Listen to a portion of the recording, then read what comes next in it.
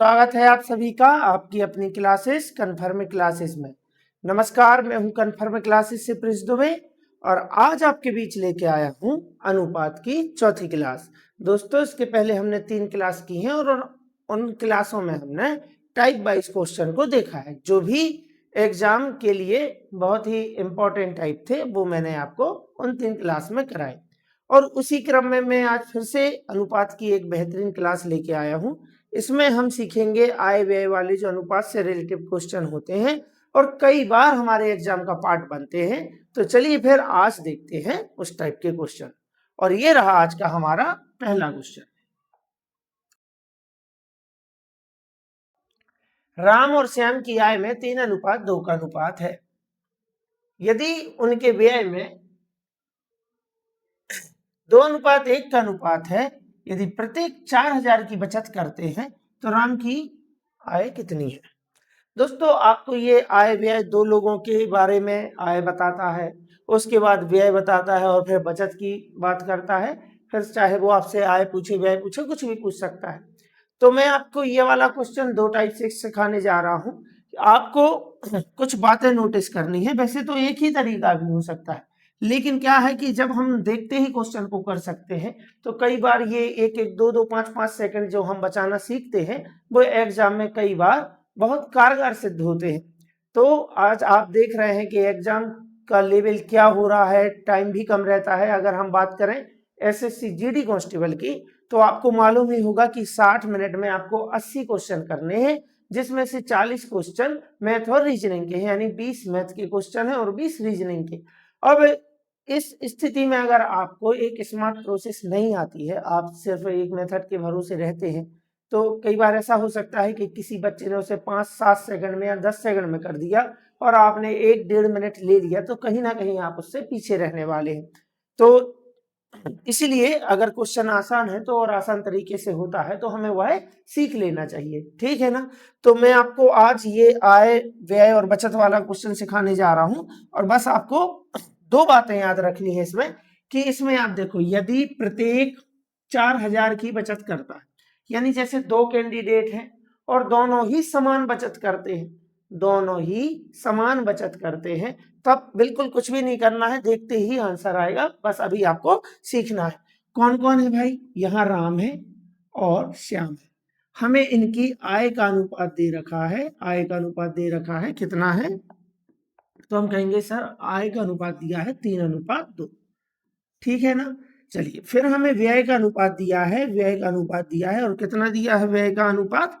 तो हम कहेंगे सर व्यय का अनुपात दिया है हमें 2:1, ठीक।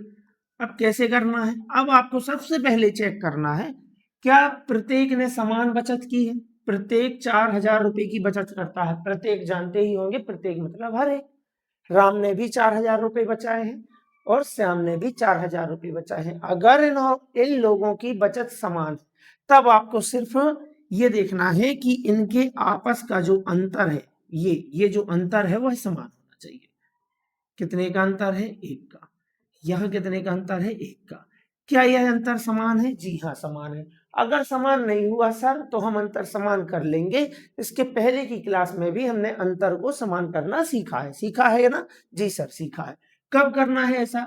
जब 2 कैंडिडेट में से हर एक कैंडिडेट समान बचत करे। जैसे 4000 रुपए राम की बचत है और 4000 रुपए श्याम की बचत है। प्रत्येक की बचत यदि समान है तब आपको सिर्फ देखना है कि आय के अनुपात का अंतर और व्यय के अनुपात का अंतर क्या समान है। अगर है तो अच्छी बात है, नहीं है तो हम अंतर को बराबर कर लेंगे। फिलहाल समान है तो क्या करना है? कुछ भी नहीं, आपको बिल्कुल डायरेक्ट पढ़ना है कि राम ने 3 रुपए कमाए और 2 रुपए खर्च कर दिए तो बचे कितने? देखो 1। फिर यहाँ देखो, श्याम ने 2 रुपए कमाए, आय मतलब जो उनकी इनकम है, कमाए और 1 रुपए खर्च कर दिया तो बचे कितने? 1। तो देखो यहां भी दोनों ने समान बचत की है तो हमारे पास तो ब्रह्मास्त्र है। उनके हिसाब से बटे अपने हिसाब से चाहिए क्या? उनके हिसाब से हर एक ने बचत की है 4000, हमारे हिसाब से हर एक ने बचत की है 1। ये देखो बचत, बचत ये रहा बचत का अनुपात, बहुत आसान है। हमारे हिसाब से हर एक ने बचत की है 1। चाहिए क्या? राम की आय कितनी है? ये है राम और ये रही राम की आय, मतलब 3 चाहिए है। 4 तिया 12,000 हमारा आंसर है। तो हुआ ना सिंपल, बिल्कुल आप देखते ही आपको पढ़ते पढ़ते समझ आएगा कि यहाँ भी अंतर समान है, यहाँ भी अंतर समान है, बस हो गया क्वेश्चन। 3 रुपए कमाए 2 खर्च किए, देखो 1 की बचत, 2 कमाए 1 खर्च किए 1 की बचत। उनके हिसाब से 4000, अपने हिसाब से 1 चाहिए क्या, राम की आय 3, श्याम की आय पूछे तो 2, बस सीधा आंसर लो। तो देखते ही क्वेश्चन को उड़ा पाओगे। और कई बार पेपर में एग्जाम ये इसी टाइप का क्वेश्चन आता है जिसमें बचत क्या होती है, समान, और जब नहीं होती है उसके लिए हम सीखेंगे आगे। ए और बी की मासिक आय का अनुपात दिया है, कौन है भाई, ए है और बी है। हमें इनकी मासिक आय का अनुपात दिया है, कितना है अनुपात, तो अनुपात होने वाला है, अनुपात होने वाला है 6:5, ठीक है ना, 6:5। फिर हमें इनके व्यय का अनुपात दे रखा है, व्यय का अनुपात भी हमें बता दिया है, और व्यय का अनुपात होने वाला है, कितना अनुपात होने वाला है, 4:3। मैंने पूछा क्या दोनों समान बचत करते हैं, यदि प्रत्येक, प्रत्येक का मतलब होता है हर एक, ए और बी हर एक की बचत है 400। हाँ भाई दोनों की बचत समान है, दोनों की बचत समान है, तो क्या बताया था हमारे सर ने, बताया था कि आपको सिर्फ अंतर समान, बचत समान अंतर समान, बचत अगर समान है तो इन दोनों के अनुपात का अंतर भी क्या होगा, समान।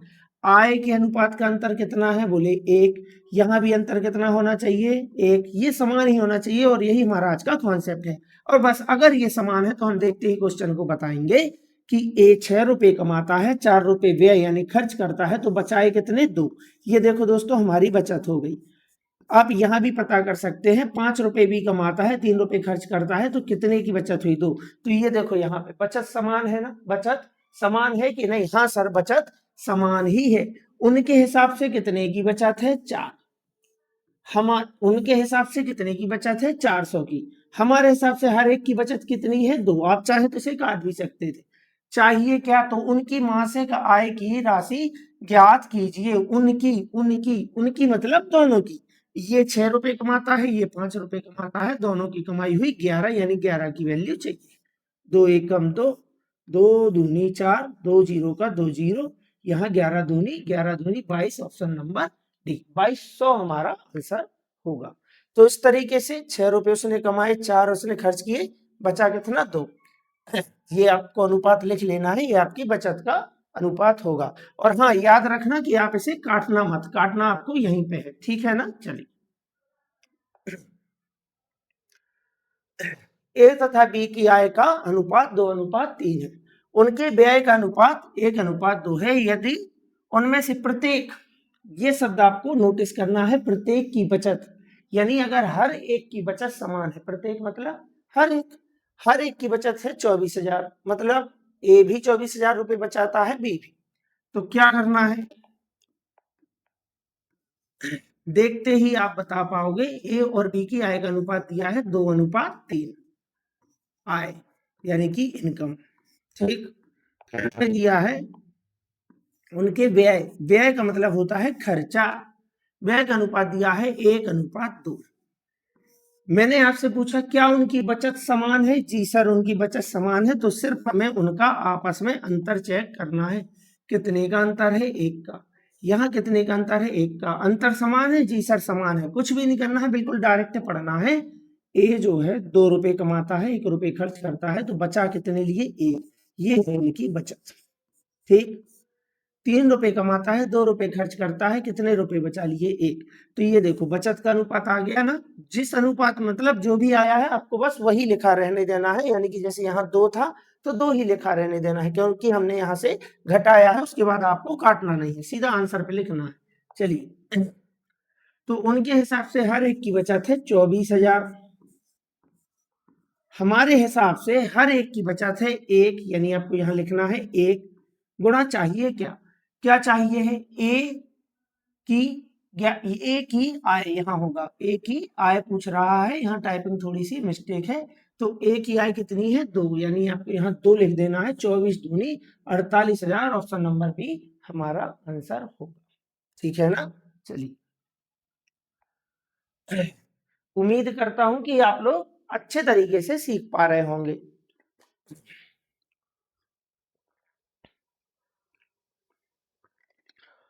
चलिए,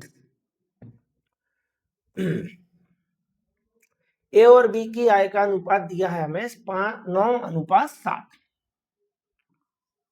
ए है और बी है,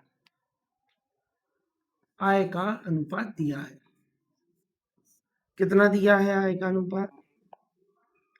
तो आप कहेंगे सर आय का अनुपात दिया है 9:7। ठीक, उनके व्यय का अनुपात भी हमें दिया है, व्यय का अनुपात। तो व्यय का अनुपात कितना दिया है? आप कहेंगे सर व्यय का अनुपात दिया है 4:3। ठीक, क्या दोनों की बचत समान है? दोनों व्यक्ति हर सप्ताह 200 रुपए बचाते हैं। दोनों मतलब वो बताना चाह रहा है कि दोनों, हर एक मतलब ये भी 200 रुपए बचाता है, ये भी 200 रुपए बचाता है। दोनों मतलब आपको ये बिल्कुल भी नहीं समझना है कि दोनों का कुल मिला के 200, कुल मिला के नहीं बताएगा, हमेशा अलग अलग बताएगा। तो दोनों व्यक्ति हर सप्ताह 200 रुपए बचा लेता है, उसके कहने का मतलब है। ठीक है ना, यानी कि दोनों की बचत है समान। अगर दोनों की बचत समान है, दोनों की बचत समान है, तब हमें क्या करना है? हमें देखना है इनके आपस का अंतर। यहाँ अंतर होने वाला है 2 का और यहाँ अंतर है 1 का। क्या अंतर समान है? तो अंतर बिल्कुल भी समान नहीं है, जबकि पिछले क्वेश्चंस जो हमने देखे हैं उनमें अंतर था समान। अगर दोनों की बचत समान है तो हमें चेक करना है अंतर। अगर अंतर समान है तो बहुत ही अच्छी बात है, और नहीं है तो दिक्कत वाली बात तो है नहीं। क्यों नहीं है सर दिक्कत वाली बात? क्योंकि हमें बराबर करना आता है। कैसे करेंगे? हमें करना है अंतर को बराबर। तो अंतर वाली संख्या को ऊपर नीचे करा दो, इस 2 का गुणा करा दो आप नीचे की लाइन में, और इस 1 का गुणा करा दो ऊपर की लाइन में। तो ऊपर 1 का अगर हम गुणा कराते भी हैं तो कोई फर्क नहीं पड़ेगा, यानी कि 9 और 7 ही रहेगा अनुपात किसका? आय का। नीचे 2 का गुणा हुआ है, 2 चौक 8 हुआ, 2 तिया 6 हुआ। क्या अंतर बराबर हुआ? हाँ सर अंतर बराबर हो गया है। ये रही ए की आय और बी। ए की आय 9 रुपए है, 8 रुपए वो खर्च करता है तो बचे कितने? 1। बी की आय 7 रुपए है, 6 रुपए खर्च करता है तो बचा कितना? 1। ये आ गया हमारा बचत का अनुपात। ठीक, तो बचत का अनुपात आ गया है। उनके हिसाब से हर एक व्यक्ति ने बचत की है 200 की, हमारे हिसाब से हर एक व्यक्ति ने बचत की है 1 रुपए की। चाहिए क्या है? उनकी साप्ताहिक आय का योग कितना है? साप्ताहिक आय दिया था तो पूछा भी साप्ताहिक आय है। योग है 9 7 16, यहाँ आपको 16 लिखना है। 16 दूनी 32, 200 लेके 200, यानी आंसर होने वाला है 3200। ठीक, चलिए अगला क्वेश्चन बिल्कुल वैसा ही है जैसा हमने किया। इसमें भी देखो अंतर हमें बराबर करना है, और अंतर बराबर करना हम सीख चुके हैं। चलिए, दो व्यक्तियों की आय का अनुपात 5:3 है। पहला व्यक्ति, दूसरा व्यक्ति। हमारे पास आय का अनुपात है कितना है? बोले 5:3। किस चीज का अनुपात दे रखा है? और हमें पास अनुपात है व्यय का। किसका अनुपात है? व्यय का। कितना है भाई? 7:4। अब क्या करना है? यदि प्रत्येक 600 की बचत करता है तो उनकी आय का अंतर ज्ञात कीजिए। अरे भाई प्रत्येक, हर एक की बचत समान है? जी सर बचत तो समान है तो अंतर समान होना चाहिए। कितने का अंतर है? आप कहेंगे यहाँ 2 का अंतर है। यहाँ कितने का अंतर है? यहाँ 3 का अंतर है। क्या अंतर बराबर है? तो अंतर बराबर नहीं है, अंतर बराबर करना पड़ेगा। कैसे होता है अंतर बराबर? अंतर बराबर करना है तो अंतर वाली संख्या, इस संख्या का गुणा आप करा दो नीचे, इसका गुणा करा दो आप ऊपर, करा दीजिए गुणा। 3 5 हो गया, देखो 15 और 3 तिया हो गया 9, 2 सत्ते हो गया 14, 2 चौके हो गया 8। अगर ये पहला व्यक्ति, ये रहा दूसरा व्यक्ति, 15 रुपए कमाए, 14 रुपए खर्च कर दिए, बचे 1। 9 रुपए कमाए, 8 रुपए खर्च कर दिए, बचे 1। ये रहा ना व्यय का अनुपात, ऐसे खर्च कर दिए। तो उनके हिसाब से हर एक की बचत है 600, हमारे हिसाब से हर एक की बचत है 1। गुणा चाहिए क्या? गुणा चाहिए क्या? क्या चाहिए? उनकी आय का अंतर। अब आपको पुराने अनुपात से कोई लेना देना नहीं है, नए अनुपात में बताना है कितने का अंतर है, कितने का अंतर है। देखो 6 का, 6 का, यानी आपको ये 6 बताना है। अगर आपसे पूछे व्यय का अंतर तो ये रहा, देखो अंतर। फिलहाल पूछा है उनकी आय का अंतर, तो ये है अपनी आय और ये रहा आय का अंतर यानी कि 6। 6 कराएंगे, यहाँ आएगा 36, 2 जीरो का 2 जीरो, यानी आंसर होने वाला है ऑप्शन नंबर ए 36। ठीक है ना। चलिए, तो भाई आय का अंतर पूछा है, आय लिख दो, व्यय पूछे व्यय लिख दो। चलिए, दो व्यक्तियों की आय का अनुपात 5:3 है तथा उनके व्यय का अनुपात 9:5 है। यदि वे क्रमशः 1300 रुपए और 900 रुपए बचाते हैं, प्रत्येक की आय ज्ञात कीजिए। अभी तक दो व्यक्तियों में से सभी की जो दोनों की बचत थी वह समान थी। मान के चलो अगर ए की 600 रुपए बचत है तो बी की भी 600 रुपए बचत थी। यानी जब बचत समान है तो हम इस तरीके से कर सकते हैं, सिर्फ हमें अंतर देखना है। समान है तो बहुत बढ़िया बात है, और अगर नहीं है तो हम अंतर को समान कर लेते हैं। लेकिन अब क्या है कि दोनों की जो है बचत अलग अलग है। अगर दोनों की बचत अलग अलग है तब हमारा तरीका बदल जाएगा। तरीका क्या होगा? दो व्यक्ति, पहला व्यक्ति, दूसरा व्यक्ति, तो हमें लिखना है सबसे पहले उनकी आय का अनुपात। आय का अनुपात यह लो, कितना है आय का अनुपात? आप कहेंगे सर 5:3। फिर हमें दिया है व्यय का अनुपात। व्यय का अनुपात कितना है? 9:5। मैंने आपसे पूछा क्या इनकी बचत समान है, तो आप कहेंगे नहीं सर। अगर बचत समान नहीं है तब हमें इस तरीके से बिल्कुल भी नहीं करना है। ये तब के लिए तरीका है जब उनकी बचत क्या हो? समान, दोनों व्यक्तियों में से। और अगर बचत समान नहीं है तब भी हमारे पास बेहतरीन तरीका है, हम उसे अप्लाई करेंगे। कोई एक्स नहीं लिखेंगे, कोई वाई नहीं लिखेंगे, ठीक है ना। तो करेंगे कैसे सर? करेंगे ऐसे, उसने कहा विक्रम शाह, मतलब जैसे उनके नाम है, पहला व्यक्ति दूसरा व्यक्ति। पहला व्यक्ति 1300 रुपए की बचत करता है, उसने बताया। दूसरा व्यक्ति 900 रुपए की बचत करता है। ठीक ठीक सर। अब क्या करना है? अब बिल्कुल नहीं, बिल्कुल आप ये क्वेश्चन भी देखते ही बता पाओगे। क्या करना है आपको? इस तरीके से यहाँ इस बीच वाली संख्या को आप पकड़ेंगे, इसका गुणा यहाँ कराएंगे और इसका गुणा यहाँ। इस तरीके से डिजाइन आपको बनाना है। बनाएंगे? जी सर बनाएंगे। होगा क्या? इसका गुणा यहाँ कराओ, 5 25 हो गया ना? जी सर हो गया। और 13 पंचे 65, 6500। समझना बात को? आपको लिखना है सारी चीजें। अगर ये बचत समान नहीं है तो आप इस तरीके से कर सकते हैं। 5 का इस 5 में, यहाँ बीच वाली संख्या से देखेंगे, इसका गुणा इसके साथ करा के ऊपर लिखना है, इसका गुणा इसके साथ करा के नीचे लिखना है। ठीक है ना? ठीक है।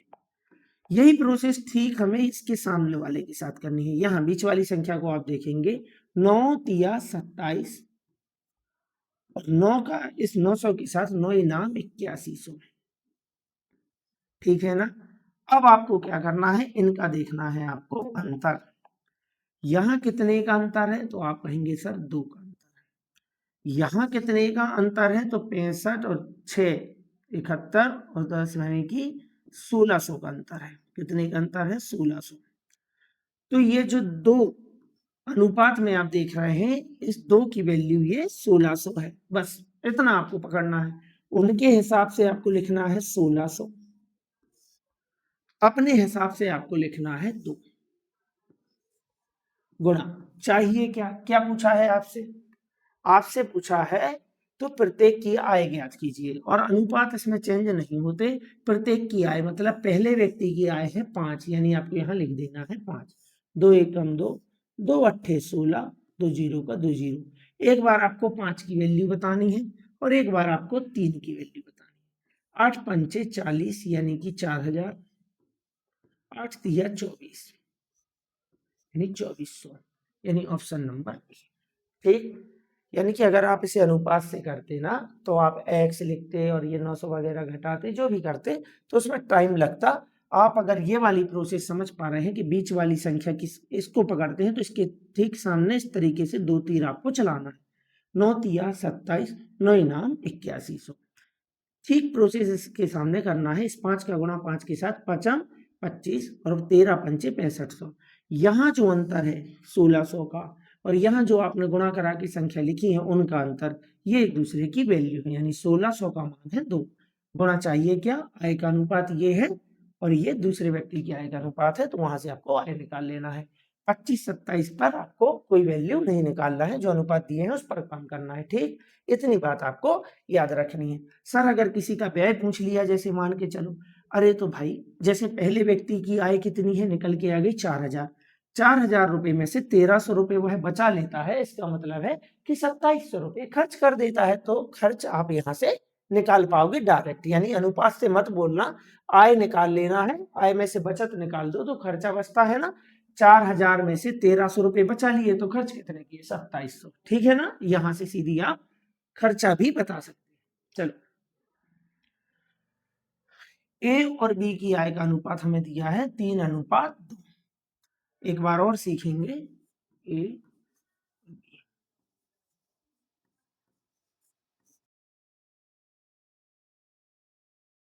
3:2।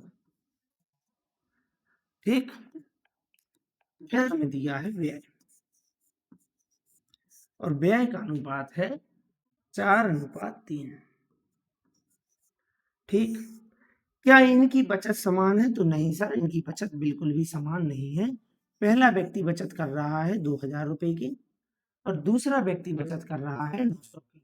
अगर बचत अलग अलग है तो हमें इस तरीके से क्रिया गुणा टाइप की मेथड का इस्तेमाल करना है। बीच वाली संख्या को पकड़ेंगे, 2 तीर चलाएंगे, एक ऐसा एक ऐसा, 4 दूनी 8 और 4 9 3600। हो गया ना, जी सर हो गया। ठीक इसी प्रकार का एक और हम तीर चलाएंगे, ये रहा। यहाँ बीच वाली संख्या से एक इधर, 3 तिया 9 और 3 दूनी 6, यानी कि 6000। 2000 तिया 6000। कितने का अंतर है, तो आप कहेंगे सर 2400 का। ये 2400 का अंतर है इन दोनों के बीच। यहाँ कितने का अंतर है, तो 1 का। तो 2400 उनके हिसाब से अंतर, और हमारा हिसाब ये अनुपात होता है, यहाँ अंतर है 1 का। चाहिए क्या, तो उनकी आय ज्ञात कीजिए। मतलब एक बार 3 की वैल्यू बताएंगे, आय का अनुपात यही है और 8 से कोई लेना देना नहीं, सिर्फ अंतर निकालते हैं। और एक बार 2 की वैल्यू, एक बार 2 से गुणा, एक बार 3 से, एक ही बार में दोनों वैल्यू। 24 दूनी 48 और 24 तिया 72। 4800 7200 कहाँ है भाई, मतलब 7200 और 48, तो उनकी आय।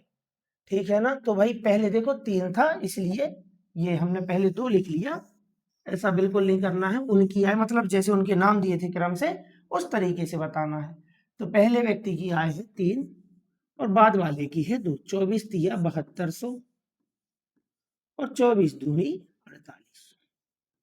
ठीक है ना, यानी ऑप्शन नंबर ए हमारा आंसर होगा।